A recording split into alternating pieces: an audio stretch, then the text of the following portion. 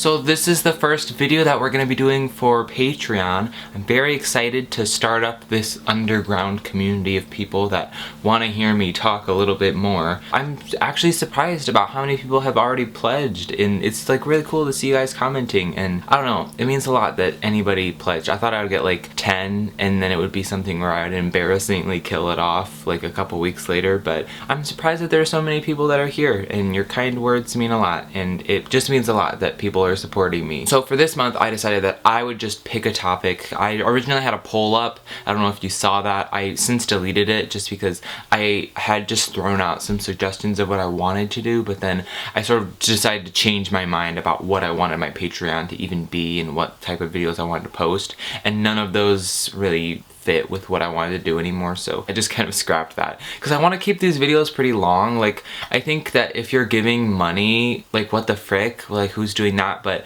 I feel like if you're giving money, I would like for you to get some sort of a content, you know. I don't want to post like a 5-minute video every month. Like, y'all deserve like a real video, so I figured it would be a longer video. I want to try to keep these at least 30 minutes. If there's ever times when it's under that, I apologize, but this is just sort of a lot to add into my video schedule, and I'm trying to figure things out and work things out, and it might take a while, and I apologize, but I'm trying to figure that out. But for my topic, I decided that we would just kick things off and tell some childhood stories from my life in my childhood. And also, I don't know if you can tell, but I seem to be in a new space, and I'm not actually in a new space. I just, last weekend, we painted my room this nice white color. So now we are said goodbye to that nasty orange color. I don't know if you are a fan of that, but ooh, I sure wasn't.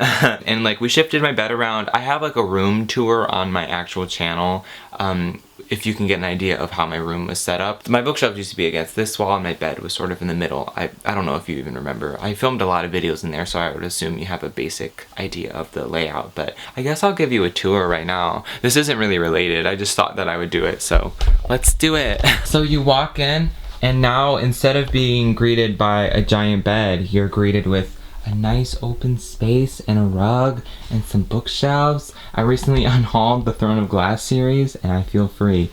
And then I have like my desk stuff. It's really messy. It's a little bit embarrassing, but like now it's so open, and I have all my bad book collection sitting right here. It's really exciting. That orange.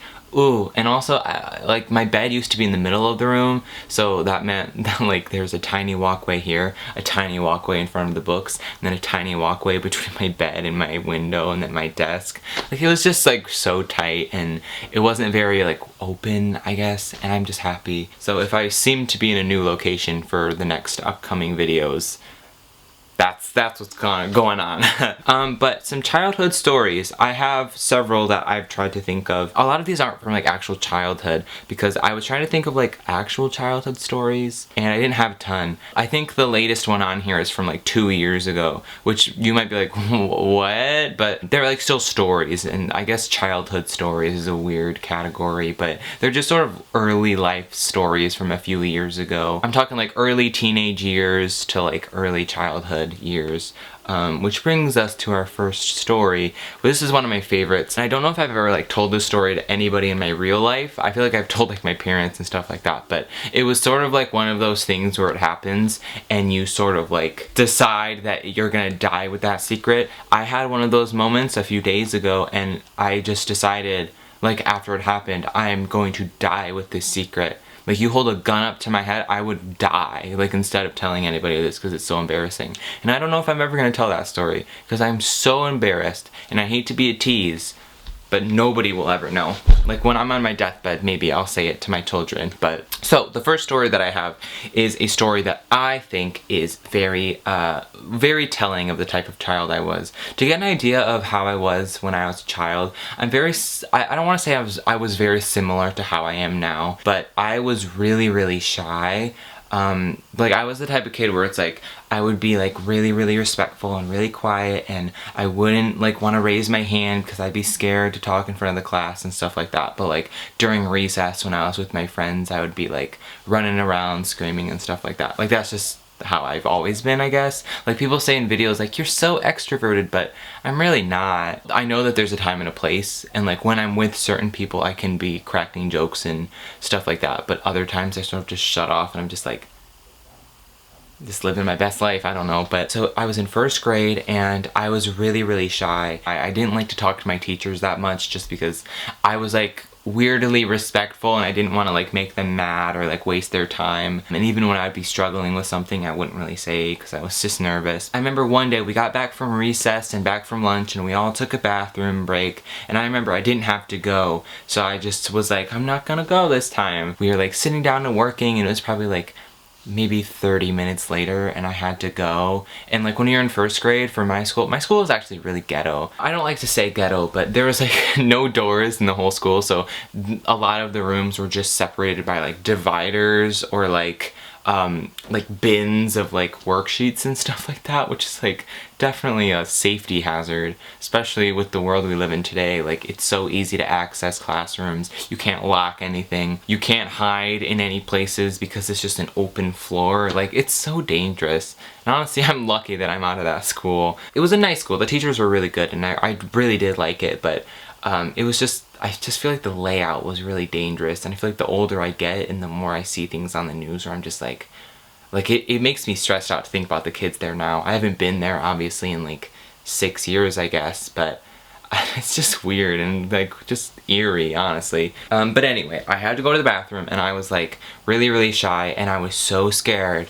that if I raised my hand during work time, my teacher was gonna get mad at me. Cause like when you're in first grade, you can't just like go to the bathroom by yourself cause you're like, what, 6 or 7? So we only would take group bathroom breaks, and like if a couple kids needed to go, she would send them together. I just decided in that moment that I was just gonna decide to pee my pants. And I was like so embarrassed cause I was like 6 years old and I was so shy. It wasn't a lot of pee, I don't think. But on top of that, right, like I peed my pants and I was like, okay, it's fine.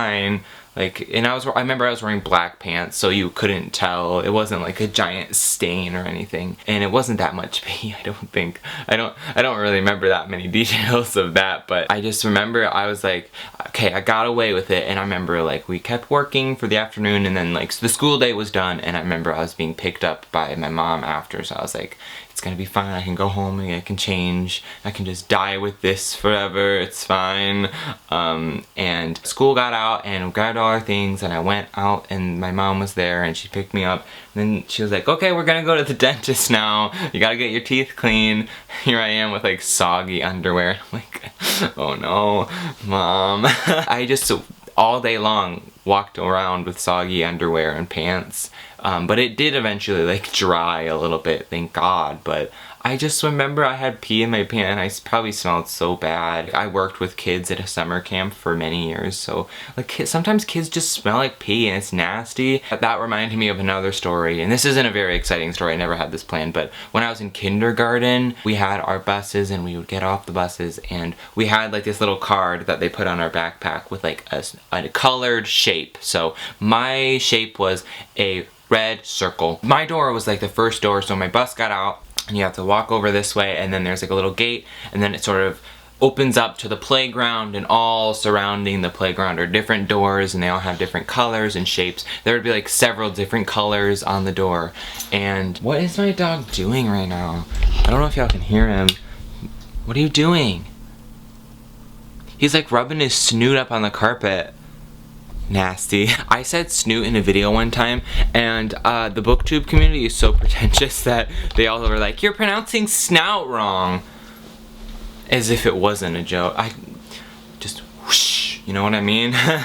Well, you want to come in here, or do you just want to sit out there and rub your snoot? Sometimes you have to pretend to jump on the bed like him, so then he'll do it too. There he goes, he did it, yes. My door was like the first door when you first walk in, so it was really easy to find. I knew where it was, and I think at this point it was like a couple months into the school year, so like I knew where I was going, right? And I remember my bus was a little bit late, and I went to my door, it was locked. And and as we established, I was a very shy kid, so I just keep pulling on it, and I'm like, what is going on? Like, I tried knocking on it, and I was just like, I don't know what's going on. Hello? And there was like no teachers out there, so I couldn't ask anybody or like any aides if I could get in. And so I was like, what am I gonna do? You know what I'm gonna do? Okay, bye, Wally. So I see other kids walking into another door, and I decide that I will follow them, and I just sort of hope I'll maze my way back around to my classroom.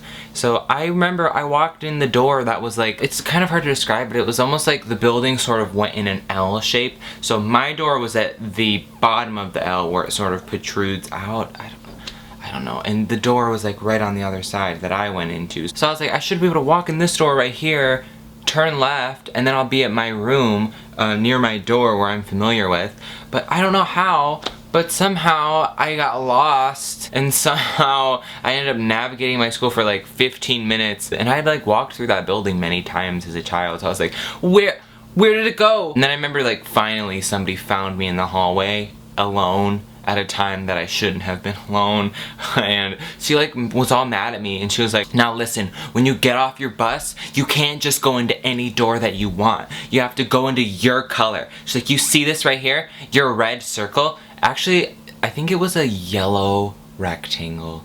I don't think that the shape and the color really matters, but she's like, you need to go into this door, okay? You can't just go into any door that you want. I went into the purple triangle door, not that that matters. And she goes on this big lecture, and then she takes me back outside, and she's like, okay, here's what we're gonna do.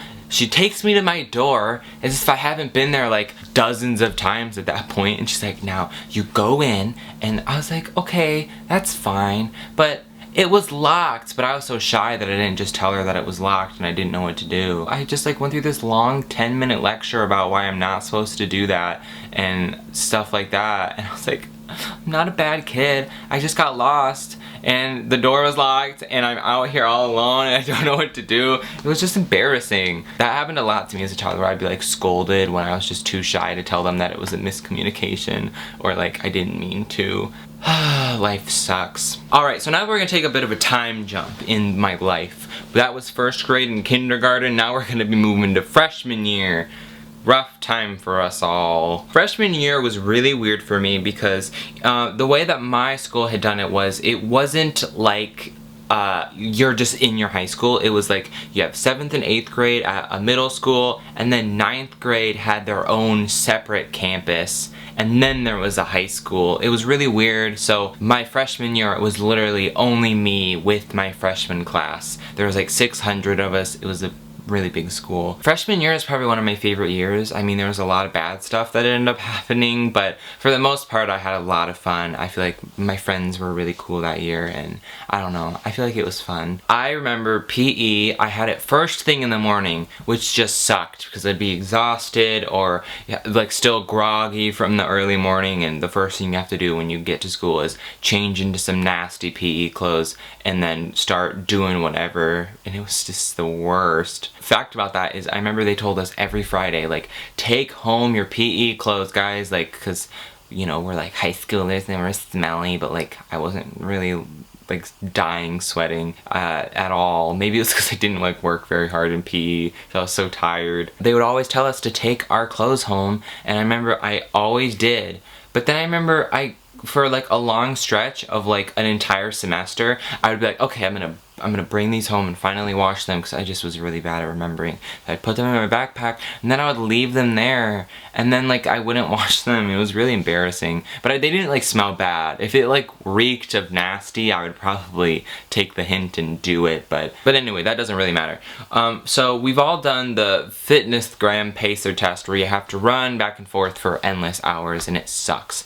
And I was really good at running. I did cross country for several years. I did track in 7th grade, and I like to run. That was probably my favorite sport. So the reason why I think I'm such a good runner is because I'm just good at zoning out, and also I love to be in nature, and I love to like listen to some music and just, you know, run and see like the rabbits in the summer and like the trees and stuff. Some of my favorite things to do. But like I loved running, so it was like easy for me to like zone out and just kind of go for it, and it's no big deal. But then we also did the push-up test, which basically, we went into this room with our gym teacher and like 5 to 6 other kids that were in like your PE class. So there's like several different gym teachers, but we had like our specific teacher that graded us, and like made sure we were doing our work for the day. So they would take like 6 from their class, and then they would do the push-up test for like 5 minutes, and then the next couple would come in and we would just kind of walk in laps during the rest of that time. Mostly because I feel like they didn't want to plan anything, which honestly I respect that. And I remember, since my last name comes at the beginning of the alphabet, I was like, I'm going to be one of the first people. And I was like, okay, I'm not very good at push-ups, but I'm gonna do this, right? And we've been training with push-ups and close push-ups and far away push-ups and shoulder push-ups and diamond and whatever. So like I had grown used to push-ups by then, and I knew that I could do like a dozen of them. Like I could do push-ups, and I knew that I could do push-ups. And part of the push-up test was like, it goes down, up. So you have to like follow with it. If you fall off of that rhythm, then you're out and whatever. So we were doing it where it was the beginning of the semester where we would get our first score, and to pass you needed to beat yourself. So I'm like a little bit anxious, just hoping that I don't go too high, but also I don't want to go embarrassingly low. So I was with, I think like 2 of my other friends were in that same set. So we're all sitting there, they're like giving us the rules, like when it says down, you go down, when it says up, you go up, and then just keep going. Like it'll get, I think it got progressively a little bit faster. Maybe not, I'm not entirely sure. I didn't really make it that far. We'll talk about that. But push-up test begins, and I am like feeling myself. We go down, and you know sometimes when you do push-ups, if you go like too close grip, then it's like impossible. And I was so nervous that like I didn't quite get my hands in the right position. Like the farther apart you go, the easier the push-up is. The closer you go, or like even diamond, it's like a lot harder, a lot more in the chest and stuff like that than like farther away. And I remember I accidentally did like not super close, but like a little bit close. So I had gone several push-ups. I was feeling good. I wasn't feeling fatigued at all. And I was like, okay, I'm gonna just shift my hands a little bit apart just so, you know, I can keep going, because I knew I could keep going for maybe 10 more push-ups before I would be done or not be able to keep up. I just remember I like slightly moved my hand over and then did the next push-up, and he was like, Caleb, out. And I was like, oh. I was like really insecure about stuff like that, and I got 4 push-ups on the push-up test, and I was the first one out of all the sets. And like I remember my friends that were there afterwards like made a comment about it, and I remember being like, I just shifted my hands and he told me I was out. And I that was another moment where it's like I could have easily been like afterwards been like, hey, can I redo this? Like I just went a little bit wrong and I would like to try to fix that. But I got 4 push-ups on the test. I felt so embarrassed because afterwards all my friends were like, how many did you get? I got like 10, I got 12, I got 15, I got 20, and I'm just like, I don't know how many I got, but I do, and I'm embarrassed. But then we did the follow-up test at the end of the semester, and I remember I actually upped by like 10, which was good because then it showed big improvement, so I passed the test. Like I'm glad I didn't be one of those people that went like 20 during the first time and they have to get more than 20 or they're not gonna pass. Like, it's just like I'm glad that I failed that first time just so I could pass the next time as easiest as possible. But I remember the second time I took that test, when I finally went down for that 5th push-up, I was like, alright, the next story is another story from, I think, was this in 8th grade? Yeah, this was when I was the summer before freshman year. But this next story, and like I said earlier, I worked at a summer camp for 4 years. I worked it the summer before freshman year, sophomore year, junior year, and then this last summer was my last year working there. I'm not working there this year. There's a lot of drama that goes along with that, most of which I don't think would be appropriate to share on the internet. Those first 2 years working there were the most fun I had ever had in the summer. It was so much fun working with my friends, and you know, we had so many stories about these kids, and there's like a lot of community that came with working there, which was really, really fun. So for like one of the last week or two, we had this big staff like overnight party at the church where the camp was at. And so we have this big church all to ourselves where we can play games and run around and, you know, do whatever we want to do. So we were basically just going to play a bunch of games through the night, and then we were going to have a sleepover at the church. We decided that we were going to play a big game of capture the flag. The church had several stories, so there was a basement, main floor, and then they had like the sanctuary. So there was like tons of floors, tons of rooms to hide, tons of places to sneak around in the dark and stuff like that. So it was an intense game. We had dodgeballs, and we just had like it was like a big game. People got super into it. It was like a big deal. Like, I don't know if you play like big upstairs, downstairs capture the flag with like 35 teenagers who will like fight you if you steal their flag or cheat. Like, it gets really, really fun and really competitive. And one year I was the person that found the flag, and that was like my moment of glory as I ran back down holding it. But this year wasn't my moment of glory. It was my first year, so I was like the youngest person there. I think I was like a handful of like 5 people that was the youngest there. So it was already sort of a weird environment being so much younger than all like the other people there. And I was sneaking around in the upstairs trying to find this flag because we got to a point in the game where it was like hours later. That's how intense this game was, by the way. Like easily an hour and a half later, and we'd searched everywhere. So we got to a point where we exchanged hints with people from the other team. So like, is it in a dark place? Is it in this general area? Is it on this side or is it on this? Stuff like that, just to get a better idea. And so we gotten some hints, and I had come to the conclusion that it's gotta be in the big sanctuary because there are tons of rows of seats. It's easy. We use like shirts for the flag, so I was like, it's so easy to tuck this like under a chair or in like one of those Bible thing where you like put the Bible in the back of the seat. I was like, it's so easy to shove it back there. Like, it's technically visible. And so that was my idea. So I was walking around, pitch black, by the way, there's stairs everywhere, and I had been rolling with a couple of people, but like some of them were in jail and they had been rescued by other people, so like my team had gotten separated, so I was by myself, which is always a bad idea when you're walking around in the dark. Digging into the backs of these seats, checking under all of the seats, because like it's a good place to hide it, I think.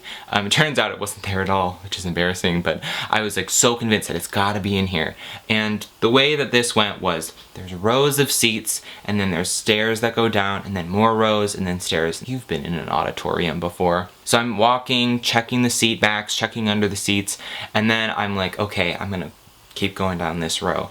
And then I get to the point where the seats end, the stairs begin, and then the next row of seats begins. And all of a sudden, this is the step, this is my foot walking on the steps. I sort of roll, and I'm just down. I didn't fall down the stairs, but like I sort of rolled up this way somehow.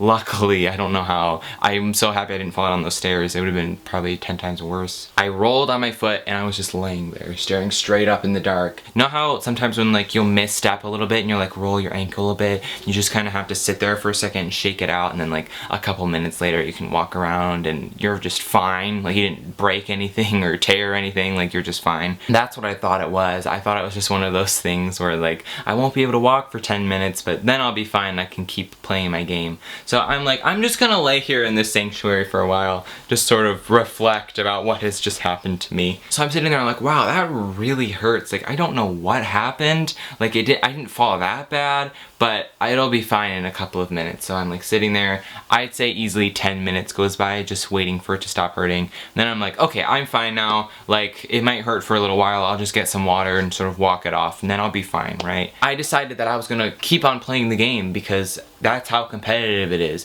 Yeah, I just had an injury, but I don't know what happened, but I'm gonna keep playing. I'm gonna keep running around for 15 minutes and trying to find this flag. And I remember I like went away from where I was and went back to my side for a little bit and went to the bathroom and got some water and stuff. And as I was walking, my foot just kept getting worse and worse. And I was like, ow, what happened? Like, I've never felt this before. It's just weird. So then I was like, maybe I'll get some ice. It just got to a point where I realized I probably broke my foot, and I'd been walking and running on it, by the way. It got to the point where it's like I couldn't even step without like wanting to fall back and die.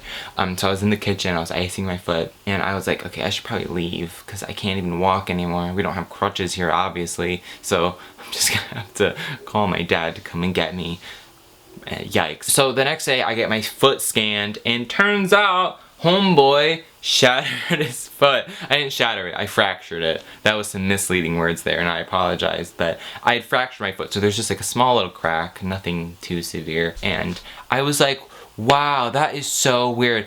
I walked and ran on a broken foot for like 20 minutes. That's wild. I was like surprised. I wasn't even like sad. I was like, whoa, that's so weird. Like, I wonder if it was gonna be fine if I hadn't run on it, or if like I made it worse. And so I was given a boot and I was given some crutches, and I just remember being devastated, mostly because it was summer, like I had said.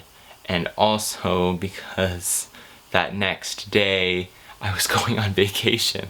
And I was just like, yay! Which, like, if I was just going on vacation, that would have been fine. Like, it would have sucked to be in a boot and with crutches, but where we were going on vacation made things a lot worse because we were going to Lake Michigan. You probably have seen pictures or been there, I assume, if you're a northerner. But it was like the summer, so we were at Lake Michigan with like the sand dunes and the beach and things like that. And we had even extended the vacation, so we're gonna drive up in the upper parts of Michigan, be by the other lakes, and be on different beaches and visit different places and stuff like that. And here I am, I'm now a cripple, and I'm like, no! No! And we were camping too, so we're like outside in sand, and I'm like, I can't walk, and I was devastated. But luckily, I just decided to say screw it, and I just, like, after like 2 days of wearing the boot, I just decided that I was fine, and I just decided to start running down sand dunes. And now that I'm older, I'm like, that is so stupid and irresponsible. The fact that I broke, like, literally had a crack in my foot, and then 2 days later was swimming, walking in sand, which is not good for your feet, I don't imagine, running up and down sand dunes seems a bit irresponsible of me. But that was the story of when I broke my foot, and I just sort of played it off for a while, and the healing process was weird because it hurt so bad for a couple of days, and then it was fine for a while, but it was still super tender where I had to put a lot of weight on this other side. That next week was the last week at my job, which was like a lot of running around, and I had like a recently broken foot. It was really bad, really irresponsible. Shame on me, right? This next story I think is a story that I've told on my channel before, but I feel like I haven't really told it in detail. And that is my first ever and only ever book signing. I don't know why, but I hate book signings. I hate meeting the author. That sounds really rude, I think. And it's not like I didn't have a good experience. It was just like stressful to try to think of something to say. I went to my first ever signing for Allegiant by Veronica Roth. This was a huge deal for me. And it was like this big series. It was the finale. And I had finished the book when it first came out, and the event was like 3 or 4 days after this. And this was around my birthday time, so this was like a big birthday gift of mine. Like going to this event, and I was so excited, and my mom was there with me, and I was 13, which is a warning sign, by the way. It was held by Anderson's Bookshop in Chicago. I live in the Chicago region. I live like an hour and a half outside of Chicago, but it was in Anderson's Bookshop, which is, they hold most author events. And since the event was so large, I think there was like 1,000 some people there. They held it in like this community church down the road, so it was like this big auditorium, and it was really, really beautiful. And there's actually video of said event, and I haven't rewatched it because I'm just so horrified that you'll get a shot of me in the crowd. And there was like several other booktubers that were there that I knew, and I just didn't say anything. It's really awkward. But I think I'm ultimately glad I didn't say anything, because I was so young and so dumb that I probably would have embarrassed myself. Because I did embarrass myself in front of Veronica Roth. A lot of authors will, when you first walk up, like, hi, like, it's so nice to meet you, like, thanks for coming, stuff like that. Mostly to just like fill in the awkward silence when you first see them and stuff. And she, I remember, was like telling me like, hi, like, are you having a good day or something like that? And I remember being like, yeah, like, I'm so excited. And I never told her I liked her books, which is probably my first mistake. That was honestly all I said. I was like, yeah, I'm so excited, like, yeah. And then it was just sort of me like awkwardly smiling and being like, and then she sort of passed it along. Just went. That was all that happened. She met like over 1,000 people that day, so like it probably, she had a lot of other awkward experiences. But I was just in that moment like, ooh. Ooh. And I haven't been to any book signings since. I haven't met any authors or anything like that. And I don't know if I have any interest in it. Like, I would be too scared to go. I don't know, it doesn't really seem like something that would be that fun either. So now we have another genre of stories, and these stories are what I like to call illegal stories, if you know what I'm saying. These stories are from like, I think 2 years ago probably, like middle high school stories. These stories are just from my edgy stage, where I was edgy and cool. Like my sophomore year and junior year, we sort of made our rounds being real cool and edgy. In my more early high school years, we loved to just TP people. Because it was like a joke between friends and stuff. Like we never did it like maliciously. Only a couple of times we did it maliciously. But a lot of times we did it like friends as a joke, and like they knew that it was us, and we would help them like clean it off the next day or something. And so we decided that we were gonna TP our friend, and she lived in a gated community, which is probably the first thing that we should have thought about, because they have like patrols that'll go around, and it's just like not a good sight to see. We could easily have gotten in trouble and probably kicked out, because we were like on the list to get in. You have to like be approved or something. I was like, they're probably gonna take us off the list, y'all. Like we can't be doing this, you know what I mean? And I was like 15, so I was like so scared about getting caught and like being fined, which probably wouldn't have happened if we would have just cleaned it up and like told them that it was our friend. But I was like, we're gonna get kicked out of here. So we just went ham, and then we just bounced out because we were so scared that we were gonna get caught by like the city neighborhood watch. And that was just sort of the end of it. And I just remember that next day our friend told us, she was like, why didn't you just come in and say hey? Like, I don't care that you TP'd me, but like all my friends were at my house and y'all just kind of left. Like, that's kind of sad. We just felt really bad. Yikes. And I am pretty sure that same night, maybe it wasn't that same night, maybe it was later than that, we TP'd this other friend of mine. She was like exclusively my friend from my school, but like we were looking for people to have houses to go to, so we were like, let's go to her house, because like we were friends, but like she was, I don't know, she was always like very condescending and rude to me. So I was like, let's go to her house and we'll TP her. And I've never even said that. I don't think she knows still. Remember, I told one other person, that was just like never again, you know what I mean? Like, don't tell anybody. But it was like the weakest TP job ever, just because we didn't want to waste the toilet paper, because we'd just gone and bought it, and we were like, we don't even know this girl. And I was just like, I mean, we're in the area, so let's do it, right? We just did like a couple trees and then we left. And then that next day, she literally like posted pictures all over Snapchat, and like all day at school, she's like, somebody TP'd me. I don't know who it was. And I was like, I've done that. And I just remember like she like literally for so long was like, I still haven't figured it out yet. I think it was this person. I'd be like, yeah, I'm sure it was, but it was me. I don't know if she ever found out. Probably not, unless that other friend snitched and just never told me. But that was fun. This other time, there's this other girl, we really didn't like her. We TP'd her a couple of times, and that didn't really amount to much. It was just sort of like, oh, I got TP'd again. But there's also this other thing we would do, where you take plastic forks and you stab them in the ground, and then you break it, so then the little tips fall off, and then like they're just plastic stuck in your lawn. We never actually did that. We just put the forks in, because we felt bad if we broke them off, because then like, I don't know, they just stay there for so long and it just felt bad. But this other time, I don't even remember when this was. This had to be in like spring, because it was supposed to rain all night, and that was our plan. We knew it was gonna rain all night and all morning, and there was this brief period where it wasn't gonna be raining, where we could get the job done, then go, right? So our plan was, we're gonna get those, I don't even know, what are they? They're like the, mashed potatoes, like the flakes of mashed potatoes, where when they get wet they expand and become mashed potatoes. I don't know if we did our like actual research if just water being near them would make mashed potatoes. We didn't know. It probably is boiling water maybe, or maybe just, I don't know. We never did our research, but we had come to the conclusion that if we put this out in like the muggy, humid rain, these potatoes are gonna expand. There's gonna be nasty all over the lawn. And we also got like those Jello packets, and we sprinkled that everywhere, and we were like, okay, like it's gonna be Jello, and it's gonna be nasty and sticky and slimy. There's gonna be mashed potatoes. And then it rained all night, and then we drove by that next morning. It's just nothing. Like, I think it rained a little bit too much, where it just like, just went away. There were just like several like small flakes that just sort of looked like snow. All that for nothing? You kidding me? And another story was this story, and we never told anybody about this for years. Like, not even like a soul. Only the people that were there knew about this story. So I guess even though a lot of people in my normal life don't know this story, I'll share it. And I guess if it somehow leaks to these people that are involved, I'm glad that they decided to sponsor me, but I don't know. We only ever egged one person in our entire scheming.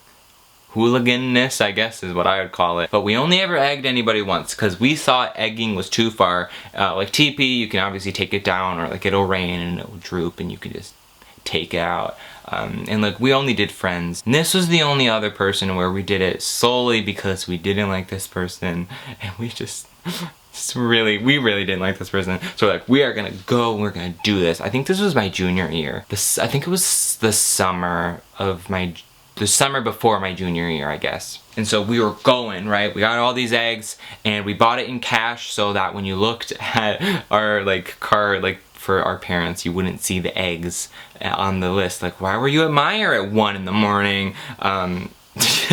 Which we were like surprisingly smart. We're like, we're gonna buy it in cash. We're gonna, you know, dump the eggs cartons when we're done, and we're gonna just pretend we didn't do anything. We're gonna tell them that we were playing a board game at this person's house. Like, we had this elaborate plan, or something like that. And so we got the eggs and we drove by, and this person's car was there, and we went for it. We did it. We were out. We all ran out. Like the car, what we did, we would unlock the car, open all the doors, we'd all run out, we'd egg it, and then we'd leave the door open. Somebody would stay in the car so that, you know, we could just go right when we were done and we get in the car. And we did that. But what we did was we kept circling around the block several times. Just like we would do it real quick because we were scared that someone was gonna hear us, because I think their screen door was open or something. We were like, oh no, they're gonna hear us, they're gonna kick us out, we're gonna get in trouble. We just did it real quick, and then we got back in the car and we ran. We eventually went and bought more eggs. So we like made 3 or 4 rounds hitting up this car with eggs. Just so funny. Like, how many times you need to do it, y'all? Like, well, actually, what the frick?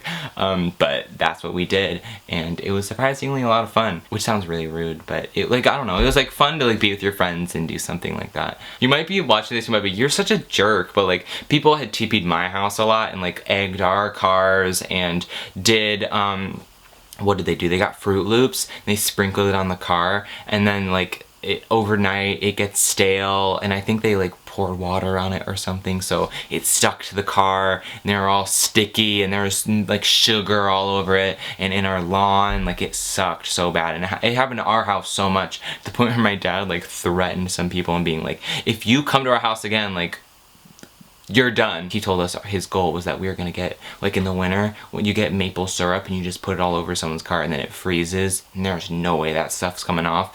That was what we were gonna do if they got us again. With my father. Real fun, right? And we never did the maple syrup. Thank God. As if somebody retaliated and did that to my car. But we did it, and it was the end of it, right? And the next morning we're all like, okay, we gotta see what's gonna happen. Like, what are we gonna do, right? And this person like posted on Snapchat, and they're like, oh, somebody egged my car, like, and that was just sort of the end of the situation. But it never came back to us, thank God. Like, I think they thought it was somebody from their school, and we never told anybody about it for like years. I think like earlier, like this year in the summer, me and my sister, she was there too, me and my sister finally told our parents that like, we did it. And like, it was like this like, very secret thing held like under ball and chain for many years, because like there's no way this is getting out. Like, if it comes back to us and they retaliate, it's the end of it. But like after that, it just got kind of old, and we'd all grown up, and we're like, we can't be out here TPing people all the time. This just gets really old, and the thrill sort of goes away. But on top of that though, I said earlier that like people would often come to my house and try to TP us. It happened a lot. They did a lot of really rude things, and a lot of times, because there were so many different friend groups and like cliques and stuff that would be formed, so there would be some people that were in on certain groups and others that weren't. So if somebody was going on like a nightly TP thing with like their group of friends, but like there was somebody that was in that group chat that was also in this group chat with these people, and like it was like weird politics to the whole situation, but like it would like get out that they were like TPing people, so like we would turn all the lights out and like wait or something. And I just like, we spent so many nights like sitting looking out each of the windows, all the lights off, so we pretended we were asleep. There was one time when we did that where we were so convinced that they were gonna come and they were gonna TP us, because we knew their plan. I had learned what their plan was because they had TP'd us so many times. I don't want to like give away information about my home, but there's like the main street, and then my house is here, and this is the street, and then there's a turn this way, and there's another house right here. So the street goes, and I'm like, they're parking their car all the way over here, going up the hill, going through our neighbor's backyard, and then going into our backyard, getting the front trees and stuff, like looping around to the front, and then going back out towards the back. Because, you know, we're looking out the front windows, you can't see, you don't see any cars going by, of cars that you know of your friends, and that's what I had come to the conclusion of. My plan was, here's what we're gonna do. We're gonna hide. We're gonna climb up on my roof. Like, we're gonna get a carton of eggs. We're gonna go up on my roof and we're gonna hide up there so they can't see. So we could look in the back and see like when cars went by, but then we'd go back down. And my roof is like very high up, so like we didn't have like one of those roofs that's like you just sort of hop up and you're there. Like we like got a ladder, we were ready. I don't know like what they would have seen when they saw a ladder going up to the roof, but my plan was when we see their car, because we know our friend's car, they weren't our friends, but we know this person's car, so when they come, we're gonna grab our eggs, we're gonna sneak down, and we're gonna start egging their car while they're TPing us. So then when they come back, their car is egged, and then they try to drive away. My thing that I never got to do this, and I'm so mad. My thought is we're gonna be egging their car, then they're gonna see us there, and then they're gonna get in their car and try to drive away. And I always wanted to throw an egg into the car so then it exploded on the inside. But unfortunately that plan never worked for obvious reasons. And I don't know why we had to be on the roof for that. We easily could have been like in a bush or something, and maybe even over by the little part where we knew they were parking. But unfortunately that never really worked out, and that was just sort of the end of it.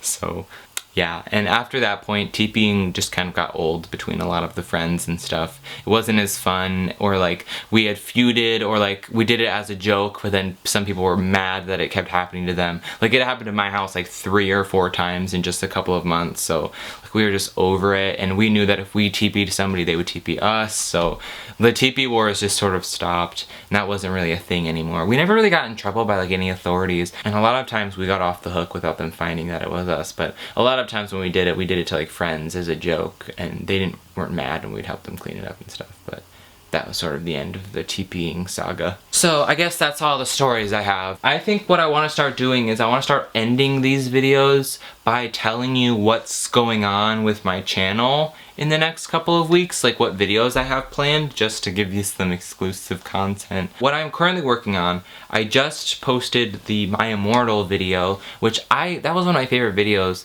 The audio was a bit weird, which was a little bit unfortunate, just because I feel like the quality of the video would have been a bit better if the audio was better. I've been having mic troubles. I don't know if it sounds good. I'm gonna try to figure it out. I moved the camera closer to me, and if that helps, then I'll try to implement that more, but it's a little bit frustrating. I might have to buy like one of those really fancy like $100 mics, but it was just taxes and I took a big hit, and I don't know, it's just sort of stressful. And I've been having car issues too, so like I've had to pay for that stuff, and like I thought that I had a nice amount of money in my bank account that I could sort of spend however I wished, but I don't know, I hate spending money, so I might have to wait a little bit for that to happen. What is coming up for my channel? I have a lot of ideas that are going on. I haven't really said this at all, which is, I don't want to get too into it, but I think I'm gonna stop doing videos on Tuesday, like weekly videos, I mean, which might be unfortunate for some people, and I haven't really said it anywhere just because it's not like official yet, and I just want to see how that works for me, if it even works for me. If it doesn't, I'll go back to that format, but I don't know, I just haven't been happy with my channel for a really long time, and there are a lot of changes that I want to implement and a lot of other types of videos that I want to start doing. For my channel, I realize I keep doing things that I don't want to do, and then I just feel burned out, and I don't know, I guess I'm just done doing stuff like that, but I'm just sort of at a weird crisscross with my channel right now, and not to like make anybody worried or anything. I'm still going to be doing videos all the time, and a lot of videos very similar to what I do now. I guess what I realize is I'm just done doing lazy videos, because I feel like I've done that a lot, like where it's not a very fun idea, or it's just not entertaining, and like even me making it realizes it's a bad video. I'm just sort of done with that, and I hope to make better stuff.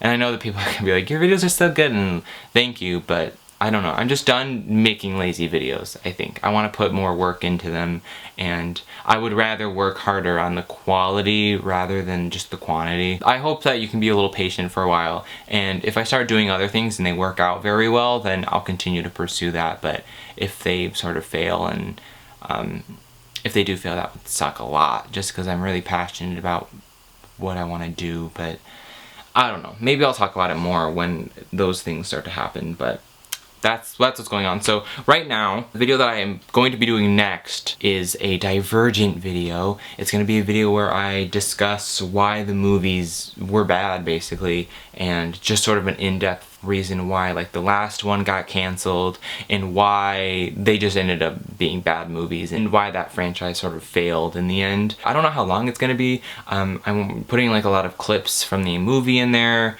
And I finished scripting it out last night. I actually think I have a little bit more to do, but I'm probably going to film that this next week, and it'll probably be up like Easter week, maybe? Like the week after Easter, I mean, like the Monday after Easter, Tuesday after Easter, not entirely sure yet. So I have that Divergent video coming up, and after that I don't really know what's gonna go on, because like I said, I have a lot of changes coming up, so I just want to make sure what's working and what's not before I sort of go full out.